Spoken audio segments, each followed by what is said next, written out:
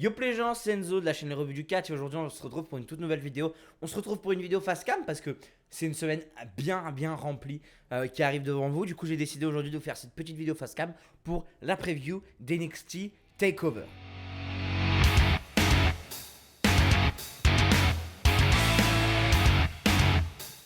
Avant de commencer pour la preview de NXT TakeOver, plusieurs points abordés. Déjà le programme de cette WrestleMania Week chez les Revues du Catch. On rappelle que lundi vous avez pu avoir pour Romania 28 qui est encore du coup disponible sur la chaîne bien sûr.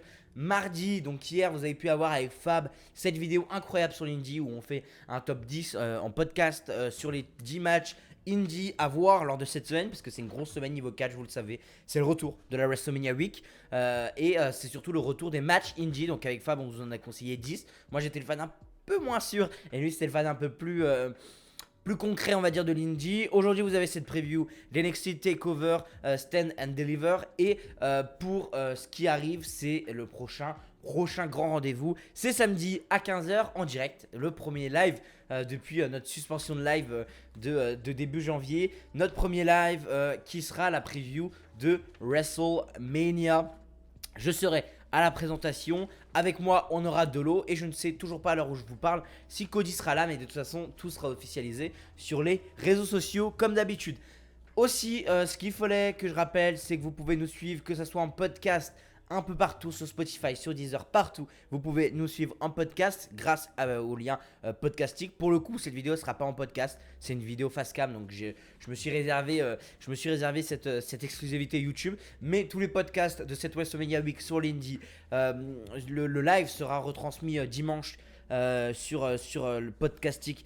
Enfin bref, il y a tout sur podcasting, il y a tous nos spécialités. Donc voilà, qu'est-ce que je peux vous dire d'autre? Je peux vous dire d'autre qu'il y a aussi les vidéos de ce week-end. Il y a aussi Il était une fois qui a fait son grand retour avec le 7ème numéro, je crois qu'il était une fois, qui est disponible pour vous sur la chaîne des Revues du Catch. Donc voilà, c'est toute la nouveauté sur la chaîne des Revues du Catch et on vous le propose, ça nous fait plaisir. En plus là c'est une grosse semaine pour les revues, une grosse semaine pour le catch en général. Donc voilà.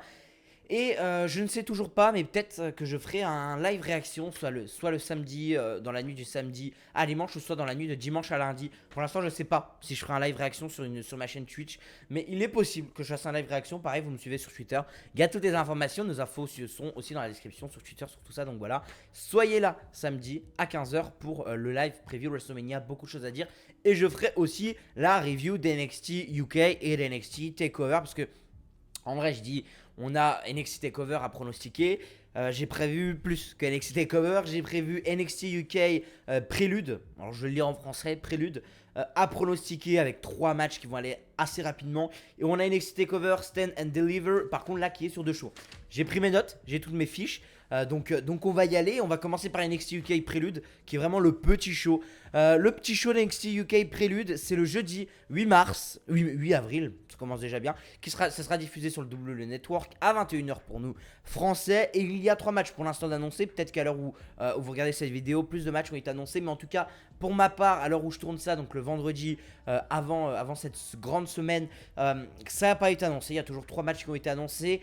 On a alors, on va partir du moins match qui me hype au match qui me hype le plus avec le main event bien sûr.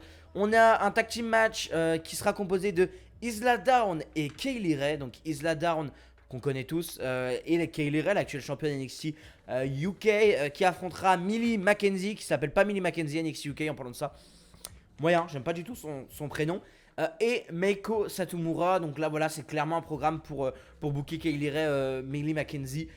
Pour moi ça risque d'être quand même très bien, parce qu'on a quand même 3 bonnes catcheuses. Moi je suis un peu moins fan d'Isla Dawn, mais on a quand même 3 très bonnes catcheuses qui sont l'avenir d'NXT UK. Donc c'est plutôt chouette, ça risque d'être un plutôt bon tag team match et on verra. Il faut savoir que c'est un NXT UK Special et non NXT UK Takeover. Même si moi je dis que c'est un takeover, c'est pas un takeover. C'est un NXT TakeOver, c'est un NXT UK spécial. On a un autre match qui là risque d'être très intéressant. C'est un match pour devenir number one contender for the Heritage Cup Championship. Donc c'est le titre actuel de A-Kid. Alors il compte ça comme un titre. Moi je compte plus ça comme une coupe, mais voilà, ils se battent pour la coupe Héritage qui a été mise en jeu il y a quelques épisodes à NXT. Était mise en jeu. En tout cas, c'est une coupe qui se joue et qui vient d'un tournoi. Et les matchs de cette Heritage Cup, c'est des matchs British Rules Match. Ils appellent ça des British Rule Match, pardon. C'est des règles spéciales British. Ça ressemble, je vais pas dire au Pure, mais c'est un peu dans la même lignée que le Pure. Dans le sens où c'est des techniques très in-ring, très tout ça. J'ai pas les règles exactes, mais c'est un peu dans ce même style, même si British Rules Match, c'est plus dans des rounds, je crois. Là, c'est Tyler Bate qui affrontera Noam Dar, donc deux très très bons catcheurs. Moi, j'ai un peu plus de mal avec Noam Dar. Je suis un gros fan de Tyler Bate. Malheureusement, moi, je me demande qu'est-ce que Tyler Bate fait ici. C'est tout ce qui ça me dérange. C'est que Tyler Bate, il est là dans cette carte pour devenir number one contender au Heritage Cup. Pour moi, il devrait pas être là. Tyler Bate, pour moi, il devrait être à NXT tout court. Il devrait venir faire chez Pete Dunne. En tout cas, il devrait pas être là. C'est dommage. C'est dommage, mais ça risque d'être un très bon match et mon pronostic va sur Tyler Bate. Et le main event de ce show, c'est Walter, l'actuel champion NXT, s'il conserve son titre, qui affrontera Rampage Brown dans un singles match pour le titre NXT UK, vous vous en doutez. Rampage Brown, c'est un des meilleurs brawlers du circuit UK, on va dire ça comme ça.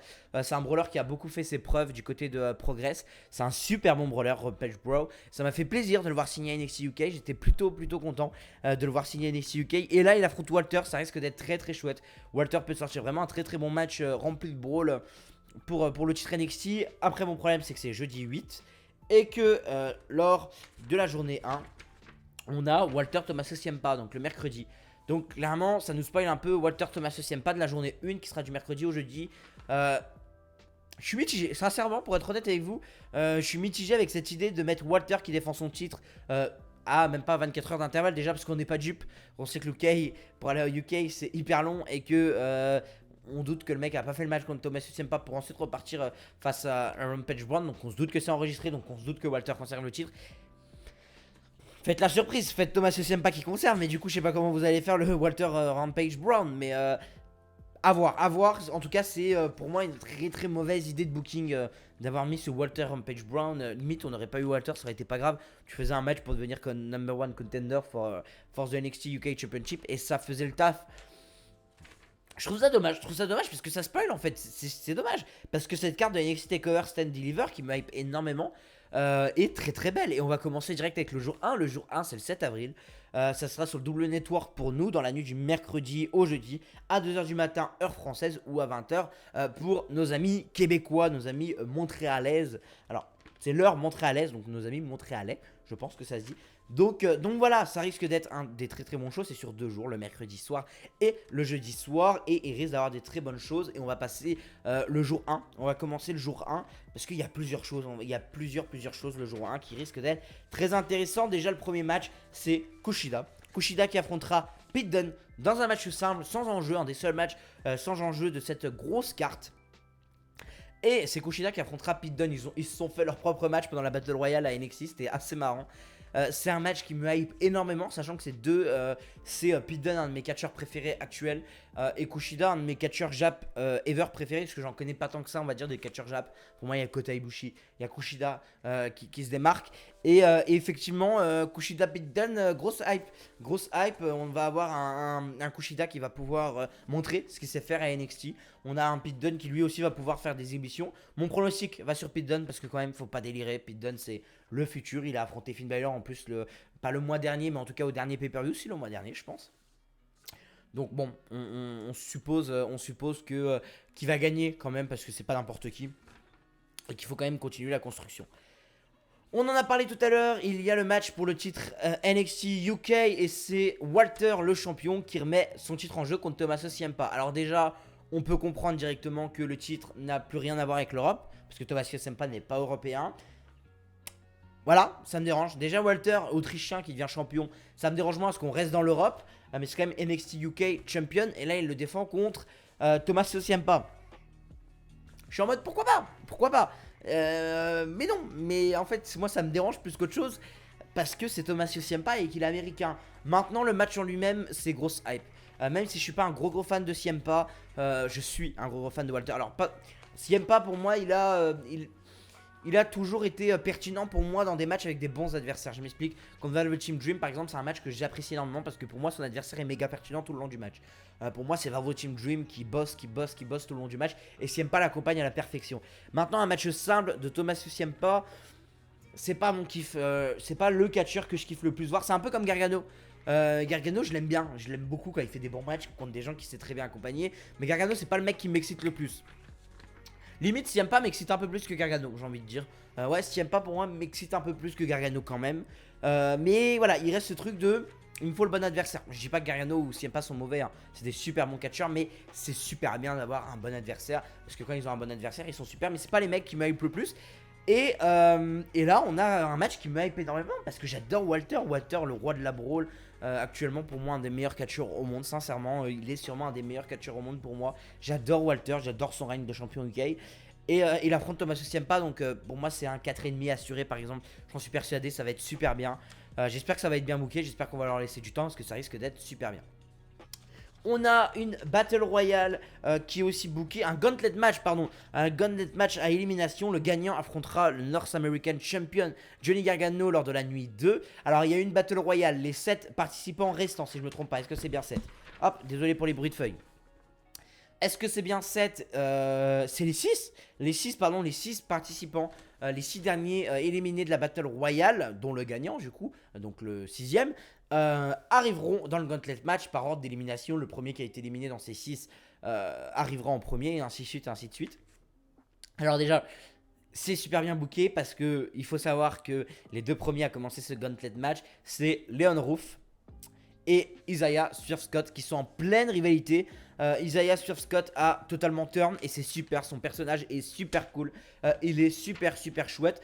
Donc c'est super de le voir là contre Leon Ruff. En plus ça risque d'être très chouette. Je pense que Leon Ruff va passer ce moment là parce que Leon Ruff, ça me fait chier. J'adore Shane Strickland, j'adore Scott, j'adore Isaiah Scott, j'adore vraiment ce qu'il fait. Malheureusement j'ai l'impression qu'il y a toujours ce truc de Leon Ruff c'est notre babyface, on doit envoyer un babyface, on envoie Leon Ruff. Ça me dérange, surtout que le 3ème participant c'est Bronson Reed. Et je pense que John Narok, je parle avec leur nom indie, j'ai toujours encore beaucoup de mal, ira il gagnera ce match avec Leon Ruff. Donc pour l'instant on a Bronson Reed qui mène tout ça. Ou alors il la joue Leon Ruff, le mec qui va jusqu'à la fin. Je sais pas comment ils vont booker ça parce que le Gauntlet c'est très souvent un babyface qui va jusqu'à la fin. Mais voilà, parce que pour moi la Bronson Reed ensuite affronterait Cameron Grimes. Et pour moi Cameron Grimes est le favori. J'adore son personnage, il est ni face ni heal, il est juste hyper chouette. Et il est le 4ème à rentrer. Pour moi il battrait avec un peu stupéfeur, je sais pas si ça se dit, mais en tout cas avec un peu de surprise, il battrait Bronson Reed. Ensuite il battrait Dexter Lumis, on fait un rappel à la rivalité. Puis battrait Elec Knight. Qui sont les 2 derniers participants. Maintenant, malheureusement, j'ai très peur que ça soit pour Elec Knight ou Dexter Lumis. Ces 2 derniers participants me font extrêmement peur et je pense que c'est fait exprès. J'aimerais bien un Swerve Scott, j'aimerais beaucoup. Bronson Reed un peu moins, que je suis un peu moins fan, mais un Grimes, un Strickland, c'est des mecs que j'aimerais bien voir. C'est des mecs, sincèrement, j'aimerais bien les voir affronter Gargano. Après, malheureusement, j'ai l'impression que c'est pas du tout le plan et ça me fait assez peur, je vous avoue. Parce que si c'est Dexter Lumis ou Elec Knight, ça m'intéresse pas du tout. Et c'est là où j'ai très peur, où je vais être très intéressé dans cette Battle Royale. Parce que pour moi, c'est Cameron Grimes. Excusez-moi, j'ai toujours un accent anglais aussi nul. Mais pour moi, c'est lui qui il est hyper marrant, il est super beau in ring. Contre Gargano, ça risque de super bien matcher. Pour moi, s'ils veulent un bon match mid-card, c'est Cameron Grimes qu'il faut mettre et limite faire prendre le titre à Gargano. Faire une surprise et faire prendre le titre. Pour moi, Trevor Lee a un talent incroyable, que ce soit sur le ring ou en comédie. Il est superbe, son nouveau personnage m'éclate et moi j'aimerais beaucoup qu'il soit là. En tout cas, c'est un peu le jobber de luxe, malheureusement, Trevor Lee. Donc ça me fait chier. Je vous avouerai que ça me fait chier et j'espère qu'il sera un peu plus haut. Il nous reste 2 matchs à chroniquer pour cette nuit 1. Et le premier, c'est un match tag team. Malheureusement, Danny Burch étant blessé, Oney Lorcan et Danny Burch ont dû remettre les titres vacants. Et c'est MSK, pardon. J'allais dire SMK. J'allais dire SMK, je crois que c'est. Qui est l'attaque des titans. Parce que j'ai tous mes potes qui en parlent, c'est horrible. MSK qui, donc Wishley et Nash Carter, donc Desmond Xavier et Zachary Wells qui affronteront Give, donc Grizzly Young Veteran, Zach Gibson et James Drake, qui affronteront Legado del Fantasma, Raúl Mendoza et Joachim Wide. Et là, c'est un match qui m'intéresse de ouf. C'est un 3-way tag team match pour le titre NXT Tag Team. La logique est superbe. C'est j'allais dire les 4 finalistes de la Dusty Road Tag Team classique de cette année. Alors, il manque Ciampa Thatcher, mais c'est logique. Ils ont eu un match. À la limite, ils auraient dû dire à Thatcher. William Regal aurait dû dire à Thatcher, trouve-toi un partenaire vu que Ciampa est occupé. Parce que t'es un des demi-finalistes de cette cup. Donc, trouve-toi un partenaire et tu participes au match. Et là, il aurait pris quelqu'un d'Imperium et ça aurait été chouette. Malheureusement, ils ont décidé de prendre 3 des finalistes. Ils ont décidé de prendre 3 des finalistes, ce qui est très très chouette quand même. Et c'est 3 personnes, 3 équipes qui vont super bien matcher entre eux. Legado del Fantasma avait super bien marché avec MSK. Grizzly Young Veteran avait super bien marché avec MSK. J'ai beaucoup de mal. Et ça risque d'être un three-way tag team match qui risque d'être superbe. Et j'ai pas de doute là-dessus. C'est un match que j'attends énormément. Ça risque d'être très bien. Et allez, MSK pour le titre, j'espère. Grandement, on passe au main event de cette nuit 1. Et le main event de cette nuit 1 hypera pas beaucoup de personnes, mais moi me hype plutôt bien. C'est le NXT Women's Championship qui est remis en jeu dans un singles match. Et c'est Io Shirai, la championne, qui va remettre le titre en jeu contre Raquel Gonzalez. Je suis hype dans le sens où j'ai pas peur. J'ai vraiment pas peur de ce qui est de Raquel Gonzalez. Je sais qu'elle est capable de faire un super match. Coucou les matchs avec Rhea Ripley qui sont superbes. En plus, là, ces constructions David contre Goliath, ça marche super bien. Io Shirai est super bonne pour se faire passer pour une babyface incroyable. Raquel Gonzalez pour la grosse heel incroyable. Ça passe super bien. Maintenant, j'ai peur qu'ils mettent le titre sur Raquel Gonzalez. Et pour moi, même si j'adore Raquel Gonzalez, c'est un peu trop tôt pour lui mettre un titre. Pour moi, c'est beaucoup trop tôt pour lui mettre ce titre d'NXT Champion. Tout simplement parce que elle est pas encore, elle est pas green. Je vais pas dire qu'elle est encore green, mais il lui manque encore un peu d'expérience. C'est normal. La meuf, elle est dans le main roster depuis moins d'un an, ou en tout cas, elle catch bien depuis moins d'un an. Parce qu'elle catch bien. Pour moi, son premier gros match qui m'a vraiment marqué, c'est contre Rhea Ripley et c'est le tout premier. Donc c'était vers octobre-septembre. Donc elle catch bien depuis 6 mois, 7-6 mois, en tout cas pour moi. Donc ça me fait un peu peur, je vous avoue. Pour moi, c'est pas ça. Pour moi, c'était Shotzi Blackheart, c'était Toni Storm, c'était des meufs comme ça qui devaient lui prendre le titre. Pour moi, c'était mes 2 pronostics les plus aptes à prendre ce titre. J'espère que Io Shirai va conserver. Pour le coup, j'espère vraiment que Io Shirai va conserver. Et si vraiment ils veulent nous faire mettre Raquel Gonzalez en tant que championne, donnez-lui du spotlight pendant tout le match. Faites un match incroyable. Faites un vrai main event. Moi, j'attends vraiment que NXT fasse un vrai main event. J'attends vraiment le gros main event d'NXT. 2 meufs qui se mettent sur la gueule, qui font du vrai catch. Que Raquel Gonzalez soit pas stressée, parce que c'est méga stressant de faire un main event, surtout quand t'es une jeune catcheuse comme Raquel Gonzalez. Mais faites un truc. Moi, par exemple, j'avais été énormément déçu du Rhea Ripley Io Shirai qu'on avait eu en weekly. Pour moi, j'attendais largement plus. J'espère là, au contraire, être surpris dans le bon sens du terme. Et ça me fait un peu peur. Parce que si le match est moyen, si le match est un 3,5 et qu'ils mettent Raquel Gonzalez championne, bah il va avoir du sel, il va avoir énormément de sel et ça serait extrêmement dommage. On passe à la nuit 2. La nuit 2 aura lieu le 8 avril. Pareil, toujours sur le Double Network. Dans la nuit du jeudi au vendredi. Alors, je crois que le jour 1 sera aussi disponible sur USA Network. Je me dis peut-être des conneries, mais je crois qu'il est aussi disponible sur le USA Network. J'espère ne pas avoir de pub s'il est disponible sur USA Network. Ça me fait extrêmement peur. Mais en tout cas, il est disponible sur le network, c'est sûr. Mais c'est bizarre, s'il est disponible sur le network, il risque pas d'avoir des pubs sur USA Network. On verra bien. Pour le jour 2, c'est le 8 avril, comme je vous ai dit. C'est de la nuit de jeudi à vendredi. C'est toujours à 2h du matin en française ou à 20h pour les Canadiens québécois. Vous êtes ce que vous voulez. Et en tout cas, on parle pour tout le monde ici sur la chaîne de revue du catch. Là, le jour numéro 2. Et alors, il y a autant de matchs, je crois. Il y a assez beaucoup de matchs quand même. Et on va commencer avec la bad card, la mid card. C'est pour le NXT Women's Tag Team Championship. Je me suis pas forcément exprimé sur ça, mais c'est pas une idée que je trouve hyper intelligente, sachant qu'il y a un titre qui était censé être défendu à Raw, à SmackDown et surtout à NXT. En tout cas, on nous l'a vendu comme ça. Malheureusement, c'est pas ce qu'on a aujourd'hui. Donc ça me dérange un peu, mais bon, c'est pas très grave. Les championnes sont bonnes. Il y a un roster plutôt chouette, on va dire, de femmes qui méritent d'être championnes sans forcément combattre avec Io Shirai. Je pense à Zoe Stark qui est incroyable. J'adore cette catcheuse. Pour moi, c'est une des futures. Il faut faire quelque chose avec Zoe Stark. Elle est superbe. Et limite, tu la mets en tag avec une meuf et tu la fais aller loin. En tout cas, elle brille. Elle brille beaucoup du côté des NXT, donc c'est chouette. Là, c'est Shotzi Blackheart et Ember Moon, les actuelles championnes, qui remettent leur titre en jeu contre The Way, Candice LeRae et Candice LeRae. Moi, je dis LeRae à chaque fois, mais c'est LeRae. Et Indy Hartwell. Vous savez que je suis un gros fan d'Indy Hartwell. Je suis un gros fan de Candice LeRae. Je suis un gros fan de Blackheart, un peu moins fan d'Ember Moon, que je trouve qu'il a beaucoup perdu, même si c'était mieux la dernière fois. Je pense que ça va être l'opener, parce que je pense que ça va être un super opener. Ça risque d'être très chouette. Je pense qu'on va sur une conservation de Shotzi Blackheart et Ember Moon. Parce que le titre dès l'officialisation du titre. Ils ont perdu le même soir. Donc évitons de faire trop changer le titre. Mais Blackheart et Moon, je trouve que c'est des super deuxièmes championnes. Mes premières championnes dans notre cœur, on va dire.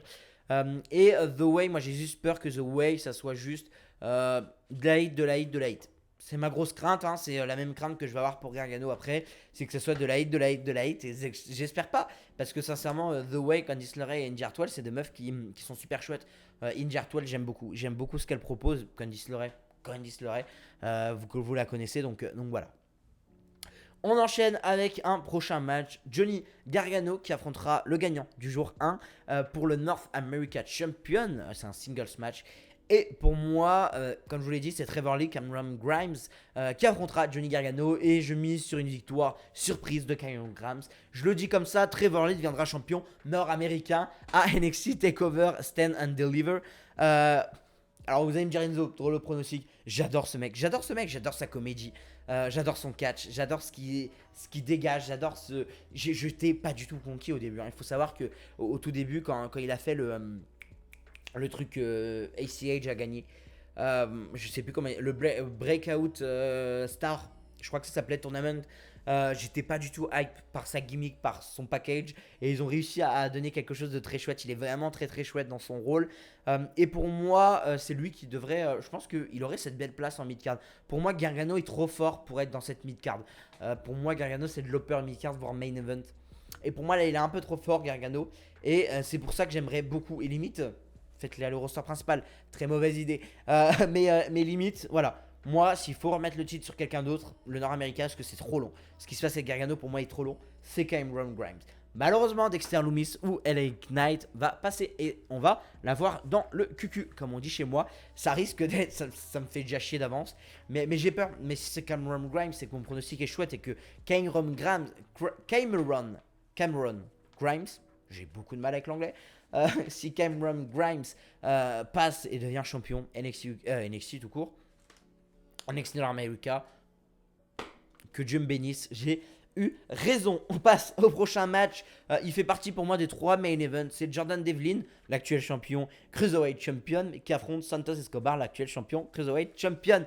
C'est un ladder match. C'est pour gagner l'Unification Cruiserweight Championship. Alors, je trouve cette story nulle à chier depuis le début. Même si le match me hype énormément, et on va faire un point Jordan Devlin, même si le match me hype énormément,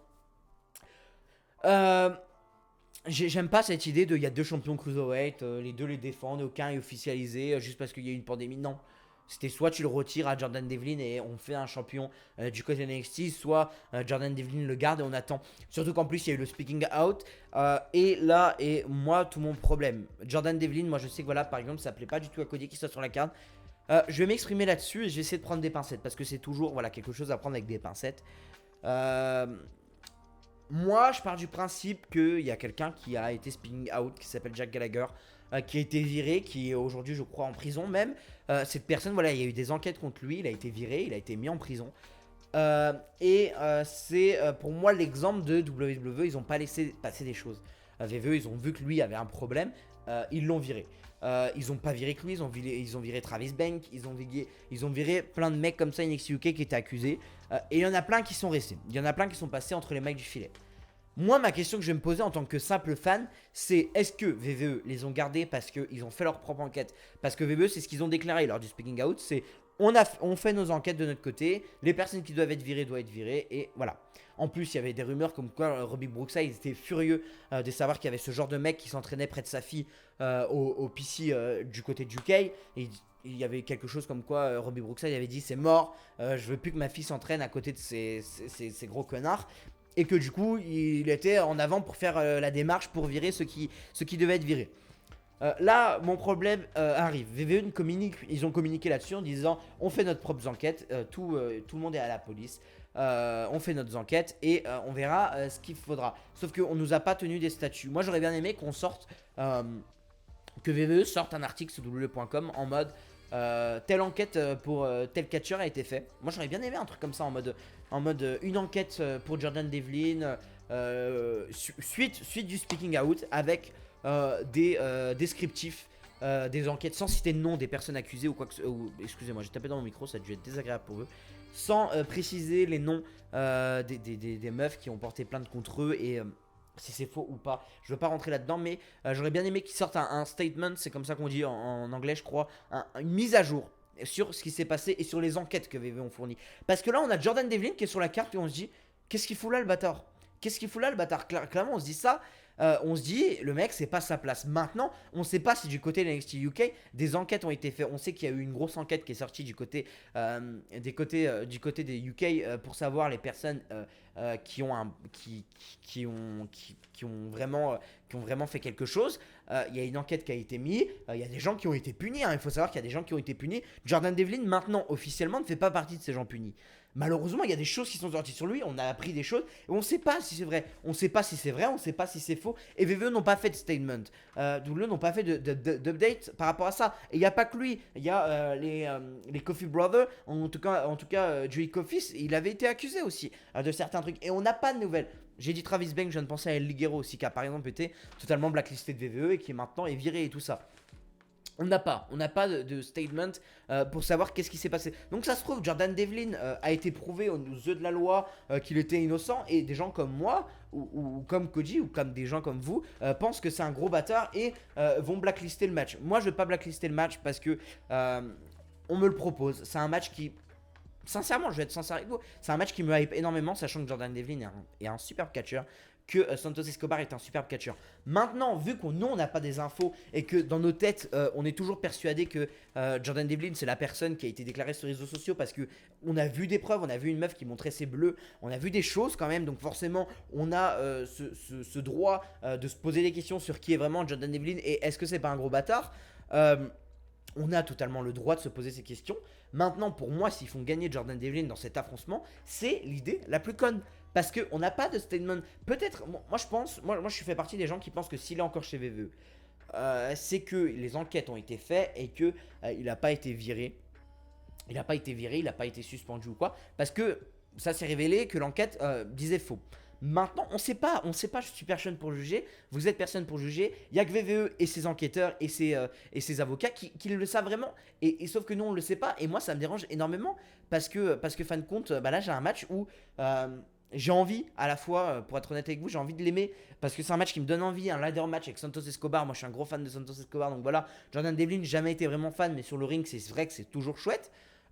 Et on sait pas quel est le statut de Jordan Devlin, si c'est vraiment s'il a été accusé pour ça ou s'il n'a pas été accusé. Officiellement, je pense qu'il n'a pas été accusé de ce qu'on a eu dans les rumeurs, mais c'est vrai que cette situation est méga complexe et je vais pas durer 50 000 ans parce que c'est trop parler de lui et je suis désolé si ce que j'explique est pas clair, mais c'est vraiment quelque chose qui me dérange. Et je sais pas comment prendre ce match. Moi, je vais être honnête avec vous. J'ai pas envie de dire oui, je blacklist ce match ou quoi. Je sais pas comment prendre ce match parce que d'un côté, il me hype énormément.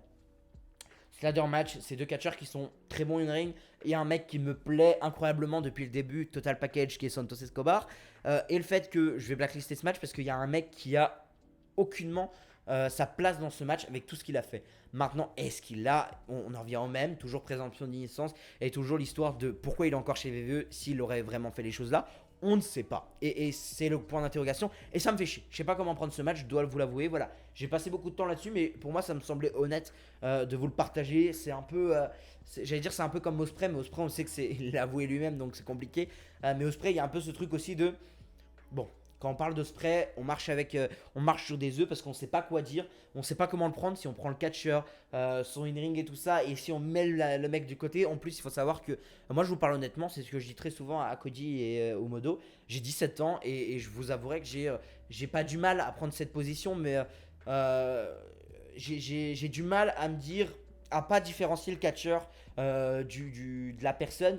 dans le sens où quand j'apprécie un catcheur in-ring, je suis en mode c'est son in-ring que j'aime. Le mec, ça peut être Calixto qui fait le même in-ring, je vais l'apprécier. Vous voyez ce que je veux dire? C'est méga complexe pour moi d'aborder cette situation et normal, je manque de maturité aussi pour aborder cette situation, je pense. Donc voilà, je vais être transparent avec vous. C'est un match qui me perturbe un peu, je dois vous l'avouer, donc je m'excuse si je dérange des gens à parler de ce match, mais effectivement j'ai une hype pour ce match, et même si je suis très perturbé par ça, je vous avouerai, je suis très perturbé parce que j'ai cette hype, en même temps j'ai ce recul de, c'est pas bien en fait, c'est pas bien qu'il soit sur la carte si vraiment ce qu'il a fait est vrai, on en revient pareil au même, est-ce que c'est vrai, est-ce que c'est faux, c'est complexe de ouf, donc voilà. Je m'excuse d'avoir duré trop longtemps sur ce match, si j'ai duré trop longtemps, mais c'était un point que je devais aborder avec vous. Ça arrive pour Jordan Devlin, mais ça arrive pour d'autres catcheurs.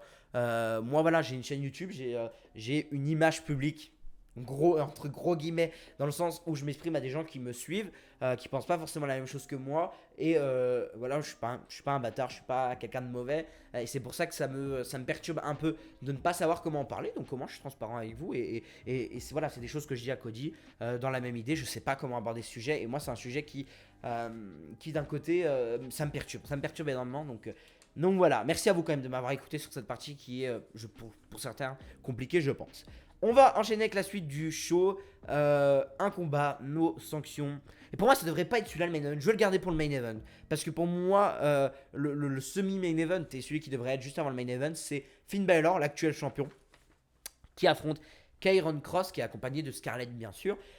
Alors, c'est indiqué, ce sera le main event du show, mais j'ai vraiment pas envie que ce soit le main event du show.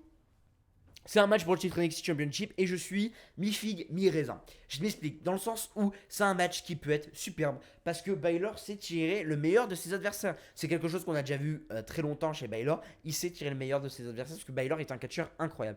Karrion Cross n'est pas mauvais. Karrion Cross, il a fait un match contre. Je sais plus son nom. Je sais plus son nom. Il a fait un match contre un mec que j'aime beaucoup à NXT en plus quand il est revenu. Je crois que c'est contre Cameron Grimes. En tout cas, il a fait un super match face à un mec qui bien sûr s'est fait squash, façon de parler, mais il a fait un bon match qui était chouette. Et je crois, je me demande si c'est pas Ciampa. Non, c'est pas Ciampa. Pas Ciampa. Enfin bref, j'ai pu. Mais il a fait des très bons matchs. Cameron Grimes, c'est pas mauvais. Moi, c'est le booking qui me dérange un peu plus. Ils ont l'air d'avoir tiré un peu les rênes sur son booking, dans le sens où ils ont l'air de se dire allez, on va freiner, on va pas faire l'erreur qu'on a fait avec Kesley. Et là, ils nous le mettent dans un match pour le champion. Pour moi, Kairon Grimes, et je vais dire Kyler Cross parce que ça va me péter les couilles. Kyler Cross, pour moi, c'est pas sa place. Ce main event NXT, c'est pas sa place. Parce que pour moi, sa place, c'est au main roster. C'est un mec du main roster. Il a tout pour devenir une star au main roster. Et pour moi, il doit perdre ce match. Parce que Baylor est un champion incroyable. Et terminer le règne de Baylor sur une victoire de Karrion Cross, c'est comme terminer le règne de Kesley sur une victoire de Karrion Cross. Ça va être un tollé pas possible. J'en suis persuadé. S'il vous plaît, ne faites pas perdre Finn Balor. Faites ressortir Baylor over as fuck. Même si Baylor a pas besoin, mais faites ressortir Baylor over as fuck. Ne décrédibilisez pas Kyler Cross et envoyez-le au main roster. Envoyez-le au main roster. Ce mec a tout pour être au main roster. Et je sais que au main roster, je l'apprécierais parce qu'il sera un des meilleurs talents du main roster. Contrairement à NXT où il y a tout le monde qui brille plus que lui. Kyle O'Reilly, Adam Cole, Finn Balor, Pete Dunne. Pour moi, c'est des mecs qui m'intéressent largement plus dans la title picture de NXT. Alors que lui, il est clairement très marqué main roster. Et ça me fait chier de le voir ici. J'espère vraiment qu'il ira au main roster. Pour moi, s'il gagne, ça sera un peu un échec. Ce sera un peu un échec Kairon Cross parce que pour moi, il fallait juste le construire un peu à NXT pour l'envoyer au main roster. Et en plus, pour moi, je trouve que la construction du match est pas dingue, contrairement à la construction du prochain match qui, pour moi, devrait être le main event, qui est Adam Cole contre Kyle O'Reilly. Un combat non sanctionné, un combat qui n'implique pas VVE dedans. Hein, c'est comme ça qu'ils nous le vendent, comme d'habitude. Les no sanction match, c'est ça. Et c'est la hype de malade. C'est Adam Cole qui affrontera Kyle O'Reilly dans un match non sanctionné, comme je vous ai dit. Et c'est une rivalité qui est bookée à la perfection depuis Kyle O'Reilly, Finn Balor. Et c'est ça que j'aime dans cette rivalité. C'est que c'est booké comme ça depuis Kyle O'Reilly, Finn Balor. Même si on n'a pas l'impression, le premier du nom, hein, je vous parle. Adam Cole a perdu le titre, est parti vers Pat McAfee. Voilà, il est reparti, il est redescendu en mid-card, upper mid-card, et Kyle O'Reilly a pris sa place en main event. Et pour moi, c'est une frustration depuis des mois. C'est dommage qu'ils ne nous l'ont pas expliqué comme ça, je sais vraiment pas comment ils nous l'ont expliqué, mais moi je le vois comme ça, c'est une frustration de Adam Cole depuis des mois, depuis que Kyle O'Reilly a pris cette place en main event et a pris cette place de leadership. Il a un leadership incroyable, Kyle O'Reilly, dans la Undisputed Era depuis ce match face à Baylor, ce match à Baylor qui a tout explosé. Et pour moi, c'est le point. Le point qu'il faut aborder le plus, c'est Kyle O'Reilly a failli prendre la place de Adam Cole au sein d'Undisputed Era. Et c'est là où l'histoire va être super belle. Parce que pour moi, et je vais vous choquer encore une fois en vous disant ça, pour moi, le gagnant de ce match, vous allez dire il faut que ce soit Adam Cole. Non. Pour moi, le gagnant de ce match, il faut que ce soit Kyle O'Reilly. Kyle O'Reilly a un truc incroyable qui peut le faire devenir champion NXT à la fin de l'année. Et moi, je le dis, ça fait depuis l'année dernière, je l'ai dit, je crois, dans mon top 30 de mes catcheurs de l'année, Kyle O'Reilly terminera l'année 2021 champion NXT, j'en suis persuadé. Pour moi, c'est lui qui rabatte. Le problème, voilà, si Kyle Cross gagne, comment on fait pour déboucher cette title picture? C'est comme mettre Lesnar champion main roster. On ne peut plus après déboucher la title picture. Le mec est trop puissant. Baylor, on peut. Baylor a déjà été battu. Baylor, c'est un bon catcheur, mais c'est pas un mec imbattable comme Kyle Cross nous est vendu. Et c'est là où pour moi, c'est toute l'intelligence. C'est que pour moi, Kyle O'Reilly va gagner dans ce match. Il va en mettre la misère. Il va mettre la misère à Adam Cole. S'il vous plaît, ne faites pas un cinématique match, hein, quand même. Respectez-nous. Mais pour moi, Kyle O'Reilly va mettre la misère à Adam Cole, va faire un match super bien écrit. Ça va être superbe. Les deux se connaissent, ils se sont déjà affrontés dans des matchs hardcore à ROH. Ça va être super bien. Et Kyle O'Reilly va partir grâce à ce match-là. Il va blesser Adam Cole, il va faire un truc très très grave. Il va le déglinguer. Et il va partir grâce à ce match-là dans la title picture face à Baylor. Il gagnera face à Baylor et Adam Cole reviendra. Et là, on aura la suite des matchs entre Kyle O'Reilly et Adam Cole. C'est comme ça pour moi que je bookerai le truc. Maintenant, ma question est, est-ce que le non-sanction match, c'est une bonne idée déjà maintenant? Je vous laisserai répondre en commentaire là-dessus. Moi, je pense que c'est une bonne idée. Parce qu'il y aura une pause pour moi de 3 mois pour Adam Cole. Une pause de 2-3 mois pour Adam Cole. Le temps que Kyle O'Reilly prenne le titre et que Adam Cole reparte sur Kyle O'Reilly. Pour moi, ça serait le plus parfait. Donc le no-sanction match me dérange pas vraiment parce qu'on pourra différencier le no-sanction match du match simple qui arrivera sûrement après parce que je pense qu'on aura un match simple quand même entre les deux. Et j'espère parce que j'adore le catch simple, j'adore les matchs simples. Mais voilà, Kyle O'Reilly est un catcheur incroyable, Dan Cole est un catcheur incroyable. C'est deux mecs que j'aime énormément, si ce n'est pas mes catcheurs préférés actuellement à NXT. Donc s'il vous plaît, offrez-moi le match que j'ai envie. Offrez-moi le match que j'ai envie, faites-moi rêver, montrez-moi qu'on peut être fier d'être fan de catch comme j'y suis depuis des mois et des mois parce qu'il y a du bon catch, parce qu'il y a de très très belles choses aujourd'hui dans le monde du catch. NXT en fait partie, en plus de ça, NXT passera au mardi, plus de Wednesday Night War. Maintenant, ça sera mardi. Il y a un programme de dingue. Mardi, ça sera NXT. Mercredi, AEW. On va pouvoir suivre les deux. Ça va être super bien. Ça va être trop bien. J'aime le catch. Et cette carte de NXT me hype énormément. Je sais que c'est pas le cas pour Max, par exemple. Je sais que c'est moins le cas pour Cody. J'adore le catch et merci ce week-end de WrestleMania va être incroyable et merci, voilà, moi je vais le passer avec le rebut, il y a plein de vidéos qui arrivent, j'espère que ça va vous plaire, je suis à peu près dans toutes les vidéos à part pour Romania, ça m'a demandé un travail de dingue, là en parallèle je bosse sur l'histoire d'un rebut, je suis en train d'écrire le texte qui va être envoyé à Papy Catch, Stéphane, à qui je fais des bisous, dans les semaines qui arrivent pour ensuite vous le monter pendant mes vacances, je vais être confiné. On est tous confinés et j'espère que ces vidéos vont vous aider à passer un bon confinement. Merci à vous d'avoir suivi cette vidéo. On se retrouve, comme vous le savez, du coup on se retrouve quand? On se retrouve samedi.